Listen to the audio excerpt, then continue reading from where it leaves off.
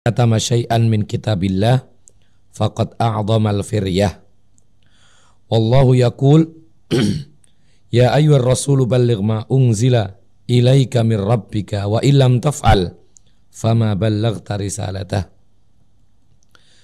Aisyah radhiyallahu anha mengatakan yang kedua adalah siapa saja yang menyangka atau meyakini bahwasanya Rasulullah sallallahu alaihi wasallam menyembunyikan sedikit saja salah satu daripada ayat-ayat Allah, maka dia telah berdusta dengan kedustaan atas nama Allah yang paling besar. Padahal Allah Subhanahu wa taala mengatakan ya ayyuhar rasulu balligh ma unzila ilaika min rabbika wa illam taf'al fama ballaghta risalatah. Wahai Rasul, yaitu Nabi Muhammad sallallahu alaihi wasallam, sampaikanlah apa yang diturunkan kepada engkau dari Tuhanmu, dan jika engkau tidak melakukan maka engkau bukanlah seorang Rasul. Engkau yaitu tidak menyampaikan apa yang diperintahkan oleh Allah, maka engkau tidak dikatakan sebagai orang yang menyampaikan risalah atau bukan Rasul. Padahal sudah disepakati bahwasanya Nabi Muhammad adalah teladan dan Rasul yang terbaik dari kalangan semua Rasulnya Allah Subhanahu wa ta'ala. Ikhwatal iman, ini sebagai dalil bahwasanya Rasul kita Muhammad sallallahu alaihi wasallam telah menyampaikan apa adanya dari Allah.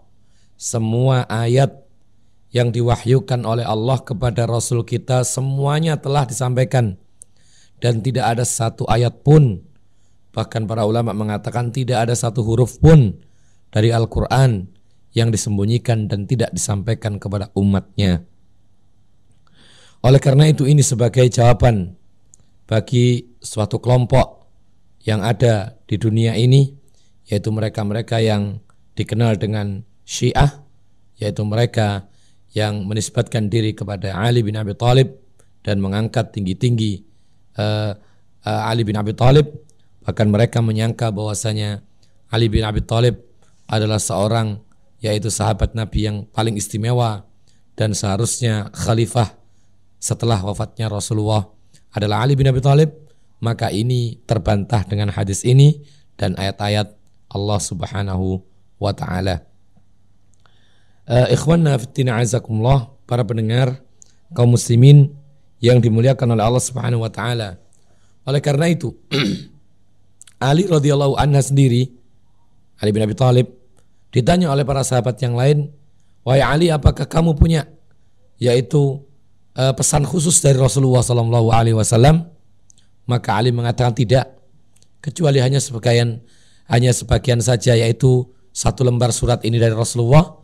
Lalu dijelaskan isinya, diantaranya adalah wasiat Rasulullah tentang memerdekakan budak, tentang membebaskan tawanan-tawanan perang, kemudian diantaranya pula yaitu perkara-perkara yang harus dijalankan, dan semuanya sudah dijelaskan oleh Ali bin Abi Thalib, dan tidak ada sama sekali yaitu wasiat khusus kepada Ali bin Abi Thalib yang menunjukkan bahwasanya Ali lah yang harus menjabat sebagai pimpinan setelah Rasulullah sallallahu alaihi wasallam.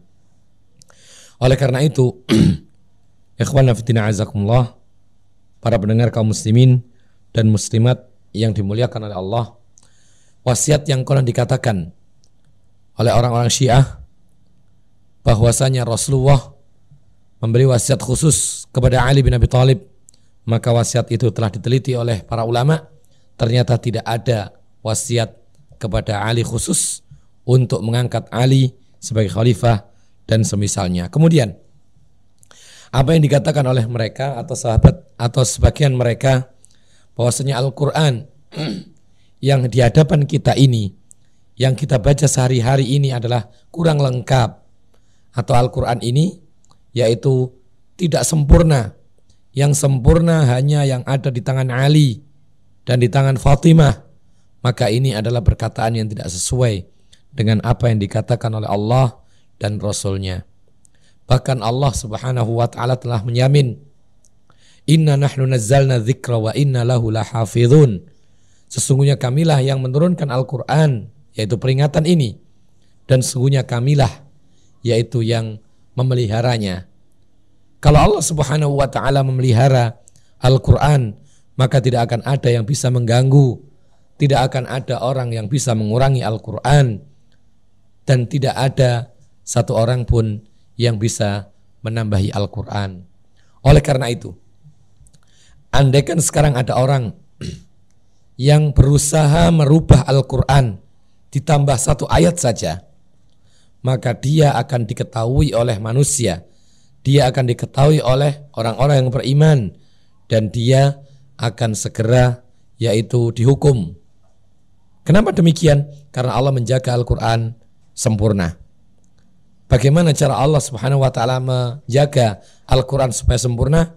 Pertama, Al-Quran sekarang telah ditulis dalam mushaf, dan setelah ditulis dicetak, kemudian dengan berbagai macam cetakan yang intinya sama, lalu disebarkan ke seluruh dunia. Andaikan ada orang membuat Al-Quran sendiri, ditambahi satu ayat, dikurangi satu ayat, pasti akan terbongkar. Ini yang pertama, cara menjaga Allah Subhanahu wa ta'ala Al-Quran, yaitu dengan dibukukan dalam mushaf Al-Quran. Yang kedua, para ulama mengatakan Allah Subhanahu wa ta'ala mentakdirkan adanya manusia-manusia yang dipilih oleh Allah untuk menghafal Al-Quran dengan dadanya. Maka ketika ada orang yang nyeleneh membaca Al-Quran lalu ditambahi satu ayat atau dikurangi satu ayat, maka pasti akan diketahui oleh orang-orang yang hafal Al-Quran. Inilah diantara cara-cara Allah Subhanahu wa ta'ala memelihara, menjaga Al-Quran supaya asli dan tidak ditambah serta tidak dikurangi. Sehingga perkataan mereka-mereka yang mengatakan bahwasanya Al-Quran yang ada di tangan kita hanya 1/10 saja, yang 100% semuanya ada di tangan Ali bin Abi Thalib atau di tangan Fatimah, maka ini semuanya adalah perkataan dusta dan tidak perlu kita meyakininya. Yang kita yakini adalah apa yang dikatakan oleh Allah dan apa yang dikatakan oleh Rasulnya sallallahu alaihi wasallam. Ikhwatul iman, kelanjutannya Aisyah radhiyallahu anha mengatakan, "Wa man za'ama annahu yukhbiru bima yakunu fi ghadin faqad a'dhamal firyah." Yang ketiga adalah siapa saja yang menyangka atau meyakini bahwa dia bisa memberitahukan perkara-perkara yang akan terjadi besok harinya. Artinya dia meramalkan atau mengabarkan sesuatu yang belum terjadi, seperti nasib dan lain sebagainya, maka dia telah melakukan kesustaan yang besar atas nama Allah Subhanahu wa ta'ala. Lalu Aisyah radhiyallahu anha mengatakan, wallahu yaqul, sebagaimana Allah berfirman, qul la ya'lamu man fis samawati wal ardil ghaiba illallah. Katakanlah wahai Muhammad, kata Allah, tidak ada yang mengetahui gaib, makhluk yang ada di bumi dan ada di langit semuanya tidak ada kecuali Allah Subhanahu wa ta'ala. Inilah ma'asyiral muslimin rahimakumullah, apa yang dikatakan oleh Allah Subhanahu wa ta'ala qul kepada Nabi Muhammad, bahwasanya tidak ada satupun yang mengetahui gaib, perkara-perkara yang akan datang terjadi, maka semuanya tidak ada yang tahu kecuali Allah Subhanahu wa ta'ala. Oleh karena itu kita jangan sampai kemudian merasa pasti 100% bahwasanya besok akan bisa melakukan ini dan itu, atau besok akan pergi ke sana kemari dan semisalnya, kecuali ditambahi dengan kata insya Allah. Oleh karena itu Allah dalam Al-Quran mengatakan, wala taqulanna li syai'in inni fa'ilun ghadan, inni fa'ilun dzalika ghadan illa ayyasha Allah. Jangan sampai sekali-sekali kamu mengatakan besok saya akan melakukan ini dan itu, kecuali dengan kalimat insya Allah, karena kita tidak yakin bisa melakukannya. Jikalau kita berjanji kepada orang supaya kita selamat daripada kedustaan, maka sertakan insya Allah. Seorang mengatakan kepada saudaranya, saya besok datang ke rumahmu, lalu kemudian oh iya saya tunggu katanya, maka tambahilah kata insya Allah, karena dia tidak ada jaminan bisa datang ke rumahnya. Oleh karena itu ikhwan fillah, Dalam hadis yang lain atau dalam ayat yang lain, Allah Subhanahu wa taala menegaskan, innallaha indahu ilmus sa'ah. Sesungguhnya Allah Subhanahu wa taala lah yang mengetahui hari kiamat itu, kapan terjadinya hari kiamat. Tidak ada yang tahu kecuali Allah Subhanahu wa taala. Yang kedua kata Allah, wa yunazzilul ghaitsa. Allah Subhanahu wa taala lah yang mengetahui turunnya hujan. Kita hanya sekedar kira-kira. Perkiraan cuaca tidak ada masalah, tetapi memastikan besok di sini hujan, maka itu adalah haknya Allah Subhanahu wa taala. Oleh karena itu, sering kita jumpai langit sangat mendung, tetapi tidak jatuh pun setetes air dari langit. Sebaliknya, hari panas sangat terik, lalu ternyata tiba-tiba Allah merubah menjadi sangat gelap, lalu kemudian turun hujan dengan derasnya. Inilah kekuasaan Allah Subhanahu wa ta'ala. Wa ya'lamu ma fil arham, dan hanya Allah lah yang mengetahui janin yang ada di perut atau di rahimnya manusia atau di rahimnya hewan. Para ulama mengatakan sesuatu yang di rahim bukan hanya janin. Sesuatu yang di rahim itu ada kalanya janin, ada kalanya bukan janin. Bahkan kita bisa menyaksikan atau kita pernah mendengar ada orang yang disangka hamil 7 bulan, ternyata tidak ada janin sama sekali dalam rahimnya. Ternyata yang ada di dalamnya adalah penyakit, tumor, kanker dan semisalnya. Itulah Allah Subhanahu wa taala Maha tahu.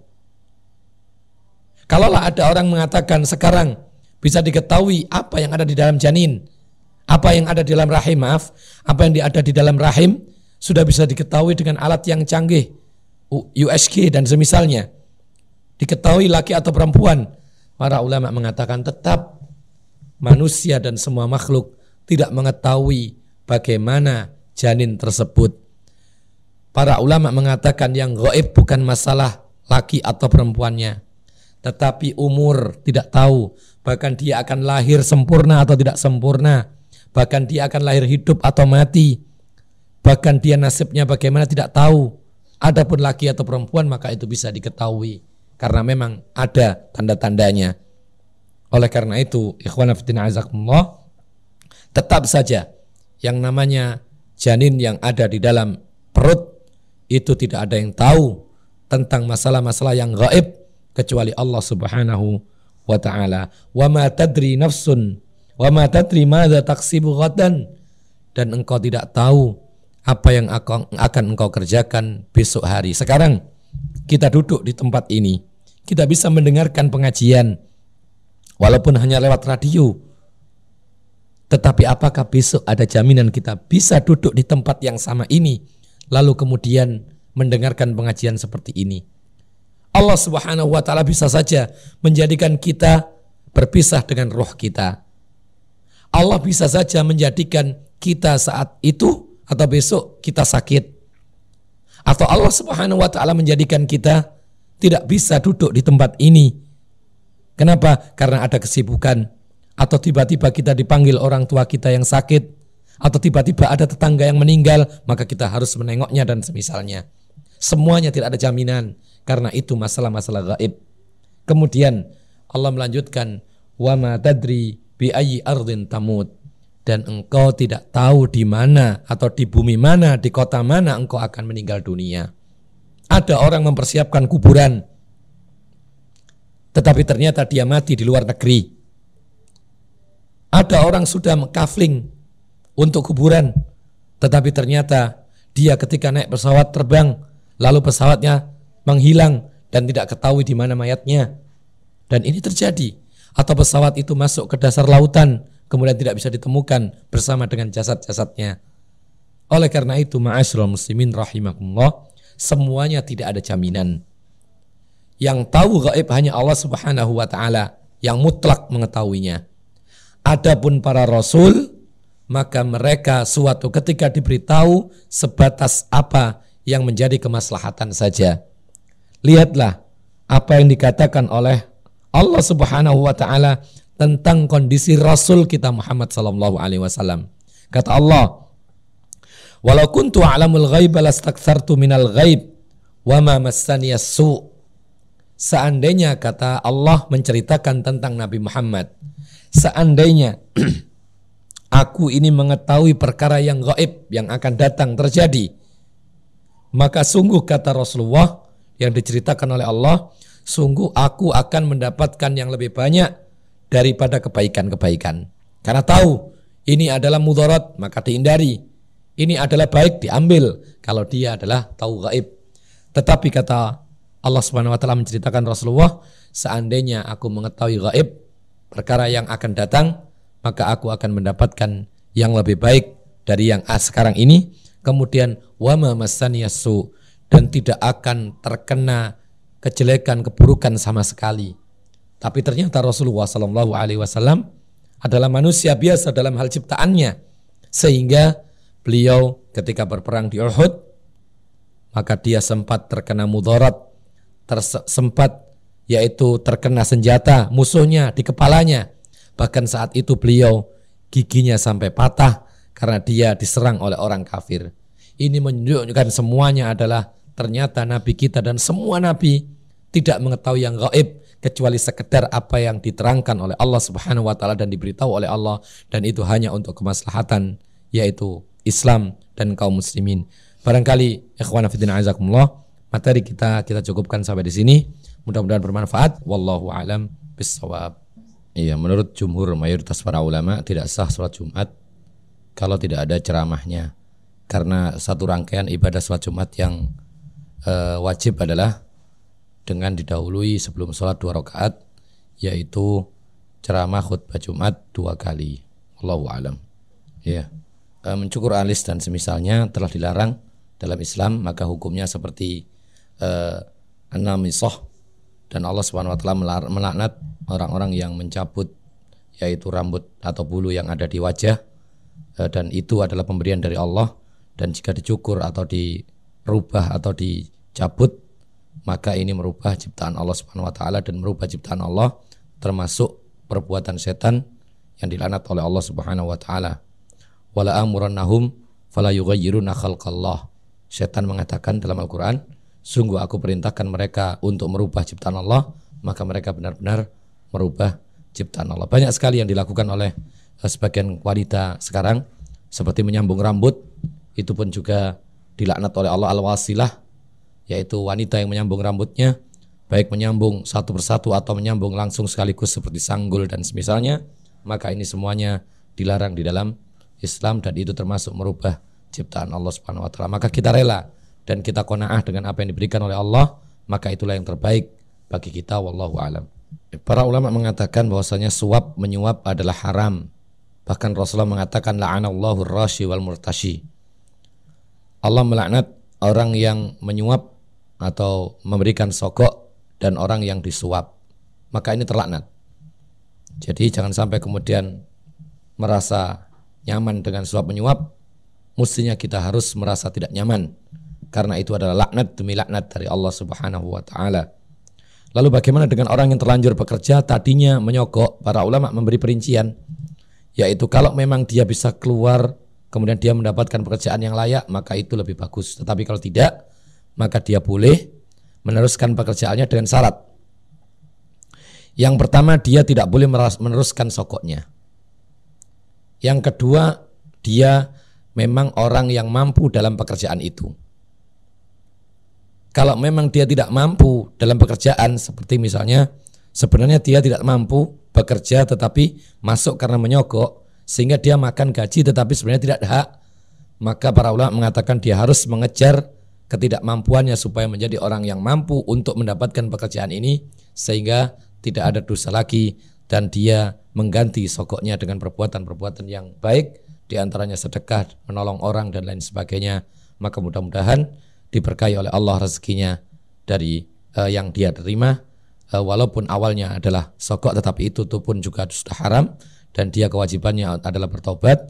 Tetapi sekali lagi, kalau dia terlanjur demikian, maka dia kalau memang layak untuk bekerja hal itu, maka itu tidak ada masalah. Tetapi kalau memang tidak layak dan kurang mampu dalam pekerjaan itu, maka dia harus mengejar kekurangannya, belajar tentang pekerjaan itu supaya dia layak menjabat atau memegang pekerjaan itu, wallahu alam.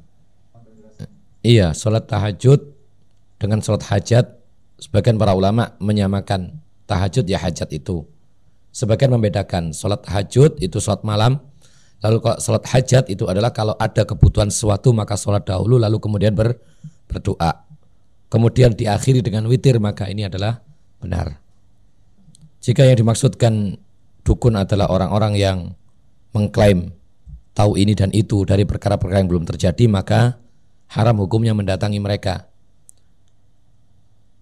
Oleh karena itu Rasulullah mengatakan man ataka hinan aw arrafan fasa'alahu bima yaqul faqad kafara bima unzila ala Muhammad. Dalam hadis yang lain, lam tuqbal lahu salatun arba'ina salatan. Barang siapa datang kepada dukun atau peramal lalu bertanya, artinya bertanya dengan hal-hal kaitannya dengan masalah-masalah yang gaib, maka dia telah ingkar kepada Allah yang telah menurunkan Al-Quran kepada Nabi Muhammad. Dalam riwayat yang lain, dia tidak akan diterima sholatnya selama 40 kali, yaitu sholat. Oleh karena itu, kalau kita mengobati orang, lakukan pengobatan dengan cara yang syar'i atau dengan cara-cara yang mubah, dengan obat-obatan herbal dan semisalnya, bagus. Adapun jodoh atau tidak jodoh, maka itu Allah yang menentukan. Kita hanya berusaha. Tetapi jangan sampai mengambil jalan pintas dengan bantuan setan dan jin.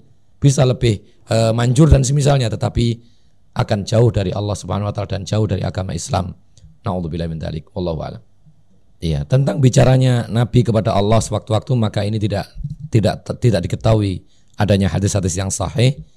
Dalam artian Allah Subhanahu wa taala bisa saja mengajak bicara siapa saja nabinya. Seperti Allah mengatakan wa kallamallahu Musa taklima. Allah mengajak bicara Musa dengan benar-benar berbicara. Wa kallamahu rabbuhu. Allah mengajak dia berbicara. Bisa saja. Tetapi apakah Nabi bisa suatu waktu minta bicara kepada Allah? Allahu a'lam, kami tidak tahu. Bagaimana kemudian malaikat atau setan atau iblis apakah melihat Allah? Para ulama mengatakan di akhirat kelak yang melihat Allah adalah orang-orang yang masuk surga saja, yaitu orang-orang yang beriman. Adapun yang lainnya maka tidak ada keterangan. Bahkan dalam Al-Quran, yaitu Allah menyebutkan kalla innahum ar-rabbihim lamahjubun. Mereka orang-orang kafir, yaitu terhijabi, tertutupi, tidak bisa melihat Allah Subhanahu wa taala. Imam Syafi'i mengatakan dalam ayat ini bahwasanya ketika Allah Subhanahu wa taala menutupi orang-orang kafir sehingga tidak bisa melihat Allah, dan melihat Allah itu adalah kenikmatan yang paling besar, maka ini atau ayat ini menunjukkan bahwasanya orang-orang yang beriman pasti melihat Allah. Adapun setan dan iblis yang kafir, maka tentu saja mereka tidak melihat Allah Subhanahu wa taala. Adapun cara melihatnya, maka dalam hadis-hadis yang gamblang sekali dijelaskan oleh Allah, nanti akan ada keterangan lagi bahwasanya Rasulullah menjelaskan kalian semua orang yang beriman akan melihat Allah seperti melihat yaitu matahari di siang terang tanpa ada yaitu penghalang sama sekali. Artinya mereka jelas bisa melihat yaitu Allah Subhanahu wa taala seperti kita jelas melihat matahari di siang yang terang. Wallahu a'lam. Ya, kita tidak perlu dengan menggunakan sihir untuk yaitu membuat rumah tangga langgeng dan semisalnya dengan taat kepada Allah Subhanahu wa taala. Kemudian melakukan sebab-sebabnya. Kemudian juga kita tidak boleh yaitu mempunyai sifat-sifat yang jauh daripada akhlakul karimah. Insyaallah akan menjadi harmonis walaupun tanpa melakukan yaitu pembacaan ayat-ayat khusus, padahal Allah tidak mengkhususkan untuk hal itu. Dan insyaallah Rasulullah SAW juga menjalani rumah tangganya tidak dengan cara-cara yang disebutkan tadi. Wallahu a'lam. Iya. Rasulullah SAW ketika mengumumkan kewajiban haji, maka para sahabat bertanya, Ali kulli amin ya Rasulullah, apakah setiap tahun wahai Rasulullah haji itu? Maka Rasulullah mengatakan, lau qultu na'am la wajaba. Andaikan aku mengatakan ya, maka sungguh wajib setiap tahun. Tetapi ternyata Rasulullah mengatakan dalam hadis yang lain, yaitu antara satu haji dan satu haji yang lainnya, maka itu adalah menghapus dosa. Artinya seorang yang haji satu kali itu yang wajib. Adapun yang lainnya maka itu adalah sunnah. Tetapi sekarang ikhwan fillah azakumullah, apakah layak bagi orang yang kaya raya untuk melaksanakan setiap tahun haji? Para ulama mengatakan tidak layak. Karena apa? Karena dia harus melihat orang-orang yang ada di sebelahnya yang belum haji. Bahkan jangankan memikirkan haji, makan saja susah. Oleh karena itu para ulama mengatakan kalau dia haji terus menerus setiap tahun, maka manfaatnya untuk dirinya. Tetapi kalau dia membantu kaum muslimin, maka bermanfaat untuk orang yang lainnya. Maka jelas yang kedua itu lebih afdal daripada dia harus mengulang haji setiap tahun.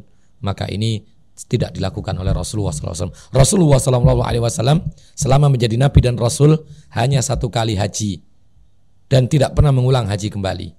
Dan ini menunjukkan bahwasanya Islam ini ternyata ringan. Haji yang wajib cuma sekali, yang lebihnya adalah sunnah. Dan juga harus dipertimbangkan apakah dia harus berangkat haji yang kedua, ketiga dan semisalnya, atau dia menyalurkan hartanya kepada kepentingan-kepentingan yang lebih bermanfaat. Wallahu a'lam bishawab. Ketika kita masuk ke masjid untuk sholat berjamaah, sholat sudah habis, lalu kemudian ada makmum yang masih masbuk, maka kita mengikuti dia. Maka ini diperbolehkan. Karena apa? Karena keutamaan sholat berjamaah lebih utama 27 kali lipatnya daripada sholat sendirian, sebagaimana dalam hadis-hadis Rasulullah Sallallahu Alaihi Wasallam. Andai kan dia sholat sendiri pun, maka itu boleh, karena sebagian sahabat juga mengamalkan demikian ketika datang ke masjid, lalu kemudian sholat sendiri, sholat habis, maka dia pulang ke rumah dan sholat di rumahnya. Artinya dia sudah berusaha untuk sholat berjamaah di masjid dan dia sudah mendapatkan pahala niatnya, baik dia sholat bersama makmum yang masbuk ataupun dia sholat sendirian di rumah atau sholat sendirian di masjid, maka itu semuanya sah-sah saja. Wallahu alam. Ya, masalah ini barangkali kemarin sudah kita sebutkan atau kemarin yang lalu, bahwasanya rambut yang jatuh, rontok, itu adalah fenomena yang sudah ada sejak zaman dahulu. Zaman Rasulullah, para sahabat, pasti ada yang jatuh rambutnya ketika dalam keadaan junub. Tetapi Rasulullah tidak memerintahkan untuk menyikapi apa-apa. Artinya ini adalah termasuk perkara yang diringankan atau diberi rukhsah. Diberi rukhsah. Dan tidak ada apapun atau ayat-ayat atau hadis-hadis yang memerintahkan supaya kita memungut atau memandikan atau membasahi lagi dan semisalnya. Dalam artian memang ada sebuah hadis, likulli sya'ratin jinabah, setiap rambut itu ada junubnya, jinabatnya. Artinya kalau rambut yang ada di kepala kita dan kita sedang jinabat, maka rambut harus kena air. Tetapi kalau yang rontok, maka Rasulullah tidak pernah menjelaskan harus diambil atau dicuci dan semisalnya. Wallahu a'lam bishawab. Bagaimana penjelasan masalah suami menuduh istrinya berzina? Sudah kita jelaskan pada saat yang lalu, bahwasanya ini adalah hukum khusus, yaitu tentang li'an. Jika suami menuduh istrinya zina, lalu dia tidak bisa mendatangkan 4 saksi, maka dilakukan proses li'an, yaitu saling sumpah laknat, yaitu 5 kali. 5 kali laki-laki, 5 kali perempuan sumpahnya. Yang pertama laki-laki mengatakan demi Allah, yaitu apa? Yaitu istrinya, yaitu berbuat keji, zina, dan saya jujur. 4 kali, kemudian yang kelima ditambahi kata-kata demi Allah, yaitu istri berzina dan dia atau saya siap menerima laknat Allah Subhanahu wa taala. Setelah itu baru kemudian yang perempuan mengatakan sama dengan apa yang dikatakan oleh laki-laki tadi, kemudian dipisah dan tidak boleh, yaitu menyatu kembali selama-lamanya. Wallahu a'lam bishawab. Siapa saja yang ingin mengetahui siapa sih mahram kita, maka silakan membaca surat An-Nisa ayat 23. Di sana dijelaskan secara perinci mahram bagi seorang laki-laki. Nah, bagaimana kalau ke perempuan? Kebalikan daripada itu. Suatu contoh misalnya, Allah Subhanahu wa taala mengatakan hurrimat alaikum ummahatukum. Diharamkan bagi engkau, yaitu ibu engkau. Berarti kita katakan kalau kita ini laki-laki, mahram kita adalah ibu kita. Bagaimana kalau seorang laki-laki perempuan, siapa mahramnya? Dia seorang ibu, berarti anaknya adalah mahram. Demikian seterusnya, ada dikatakan terusnya wa banatukum wa akhawatukum wa ummahatukum allati arda'nakum. Perinciannya dalam surat An-Nisa ayat 23. Sekali-sekali kita membaca dan kita menghayati dan memahami makna ayat tersebut, insyaallah itu lebih baik bagi penanya dan semua yang mendengarkannya. Wallahu a'lam. seperti yang kita sebutkan, kita hanya menyampaikan apa adanya. Qala Allah, qala Rasul, apa yang dikatakan Allah dan apa yang dikatakan oleh Rasulullah. Kemudian pengamalannya atau dapat hidayah atau tidak, maka itu terserah Allah. Karena tidak ada kewajiban kita untuk merubah mereka menjadi baik, tetapi kita hanya menyampaikan dengan cara yang baik saja. Kemudian tugas memang para umara untuk yaitu menghindarkan masyarakatnya dari segala kemaksiatan atau semua bentuk jalan menuju kemaksiatan. Dan kita hanya bisa menasihati dengan cara yang lembut, yang baik, dan seterusnya. Kemudian kita masing-masing, maka jangan sampai kita jatuh kepada kemaksiatan, dan kita harus menerapkan firman Allah SWT, fattaqullaha mastata'tum, yaitu takutlah kepada Allah, bertakwalah kepada Allah semampu kalian. Mudah-mudahan kita diselamatkan oleh Allah SWT dari segala bentuk kemaksiatan, baik yang paling kecil sekalipun atau yang paling besar, wallahu a'lam. Adapun istilah akikah, maka itu khusus ketika kelahiran anak pada hari ke-7 atau hari ke-14 atau hari ke-21, itu akikah. Sedangkan yang lain-lainnya tidak dinamai akikah. Artinya apa? Sedekah begitu saja atau menyembelih dan seterusnya. Adapun ketika dia membangun rumah karena uang banyak, bersyukur kepada Allah sehingga mengundang orang untuk makan di rumah, boleh-boleh saja, tetapi tidak boleh mengharuskan. Sebagian kita saksikan ada orang pindah rumah atau bangun rumah harus mengadakan acara selamatan. Kalau tidak maka berkeyakinan akan rusak rumahnya dan semisalnya, maka ini tidak boleh, yaitu diyakini seperti ini. Artinya boleh-boleh saja kita bersedekah kapanpun dimanapun, tanpa harus meyakini itu adalah wajib, dan kalau tidak dilakukan maka akan terjadi bencana dan semisalnya, maka ini keyakinan yaitu orang-orang jahiliyah, wallahu a'lam. Ya, doa-doa dalam rukuk sujud itu namanya zikir intiqalat, yaitu zikir-zikir ketika gerakan-gerakan perpindahan. Para ulama mengatakan yang wajib sekali, misalnya kita sujud subhana rabbiyal a'la, itu yang wajib, yang lebihnya sunnah. Maka di sini pertanyaannya, bagaimana kalau membaca satu kali maka sah salatnya, tetapi apa? Tetapi kurang sempurna. Artinya lebih baik dibaca lebih dari satu seperti 3 dan semisalnya. Kemudian bagaimana dengan tasyahud akhir tidak membaca salawat Ibrahimiyah? Para ulama mengatakan yang wajib adalah dibaca salawat atas Nabi. Andaikan mengucapkan Allahumma salli ala Muhammad, maka itu sudah sah, tetapi yang lebih sempurna membaca salawat Ibrahimiyah yang diajarkan oleh Nabi sallallahu alaihi wasallam, wallahu alam. Tidak selayaknya bagi seorang laki-laki untuk yaitu sewenang-wenang menghadapi istrinya. Kemudian juga seorang, memang laki-laki itu diperbolehkan dalam Islam untuk menikah 2, 3, sampai 4. Tetapi ingat, syaratnya harus adil dan dia mampu untuk memberi nafkah berapa istrinya tadi. Kemudian juga secara fisik pun juga mampu. Dengan 3 hal ini maka harus terpenuhi syaratnya, kemudian baru dibolehkan. Kemudian bagaimana dengan sikap istri tadi? Para ulama mengatakan istri tidak selayaknya untuk melarang suaminya jika hal itu adalah kemaslahatan buat sang suami atau keluarga. Maka tidak benar yaitu melarang suaminya untuk menikah tetapi mengizinkan untuk berzina, naudzubillah min dzalik. Dan itu banyak terjadi, akhirnya selingkuh dan semisalnya. Karena apa? Karena suami dilarang untuk menikah. Tetapi kita katakan bahwasanya kalau memang terpenuhi syarat-syaratnya maka diizinkan dalam Islam. Kemudian adapun berpisah atau tidak berpisah, maka itu terserah kepada yang menjalani. Jikalau yaitu maslahatnya berpisah, maka silakan berpisah. Bagi wanita pun juga demikian. Kalau memang ada maslahatnya berpisah atau ketika berkumpul mudarat yang dia dapati, atau ketika dia terus menjadi istri tetapi dia mendapatkan kezaliman dan demi kezaliman, maka di sini para ulama mengatakan lebih baik berpisah. Para ulama juga mengatakan bahwasanya seorang istri yaitu jangan sampai menganggap bahwasanya yang terbaik adalah berkumpul, artinya tidak berpisah, atau menganggap bahwasanya kalau berpisah maka lebih buruk. Tidak, belum tentu. Kadang suatu ketika Allah menjadikan 2 pasangan atau satu laki dan perempuan ini menikah, tetapi Allah menjadikan tidak cocok sehingga maslahatnya berpisah. Lalu Allah Subhanahu wa taala menggantikan yang lebih baik. Suatu ketika demikian. Betapa banyak orang yang menikah lalu gagal, kemudian menikah dengan yang lainnya lalu berhasil. Maka inilah kehidupan manusia. dan jodoh itu yang tahu hanyalah Allah Subhanahu wa taala. Jangan sampai kemudian berpisah sampai sekian tahun, 2 tahun, 5 tahun, dan akhirnya mudarat yang dia dapati. Nah, jadi andaikan berpisah tetapi anak tetap anak dia. Anak tetap anak bapaknya, anak tetap anak ibunya, tetap ada hubungan. Tetapi suami istri berpisah dibolehkan. Tetapi kalau masih bisa disatukan, maka itulah yang diperintahkan oleh Allah Subhanahu wa ta'ala. Wallahu a'lam.